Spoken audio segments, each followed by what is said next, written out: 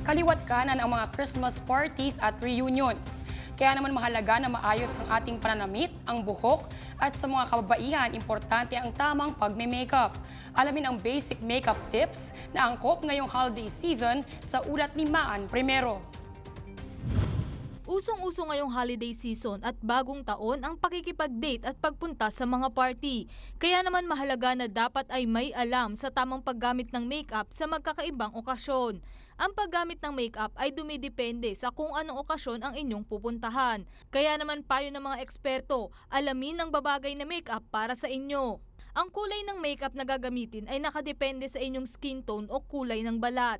Kung medyo dark ang inyong skin tone, iwasan ang paggamit ng light na foundation.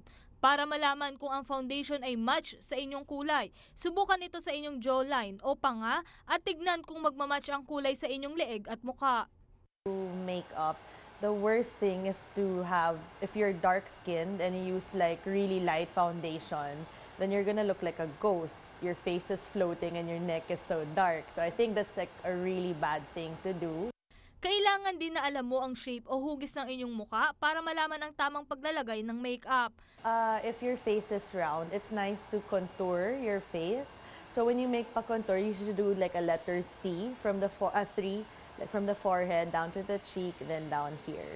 That will really like make your face look smaller. Kung pahaba naman ang hugis ng inyong muka, just proper contouring. ayon kay Karina Mantolino, ang kasalukuyang may-ari ng Regine Salon, hindi naman daw kailangan na makapal ang paglalagay ng makeup o kailangan na maging makulay.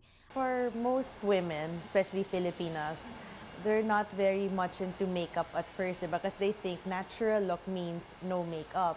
But actually, when you say natural look, you should have at least eyebrows, because that will frame your face, at least an eyeliner to really emphasize the shape of your eyes. Then, if you have a lot of under eye bags, concealer to really brighten up the face, and then at least some lip balm so that your lips don't look dry. So even if you put on these makeup, it won't look fake, but it will even make your natural beauty come out better. Ayon pa kay Karina, wala naman daw rules sa paglalagay ng makeup. Ang pagme-makeup daw ay pag-enhance ng natural beauty ng isang tao. Hindi lamang daw ang makeup ang dapat na pagtuunan ng pansin. Mahalaga rin na maayos ang buhok dahil 70% nito ang kabuuang itsura ng tao. Actually, there's really no right color or wrong color. It's more of like freedom of expression, what you feel like today. If you're going out at night, if you want to do a smoky eye, but for the morning, maybe something light, like something brown. So really, there's no right or wrong with makeup, but it's really how to enhance your personal beauty. I would like everyone to try out Regine's. We're located in Makati, Alabang, and Ortigas.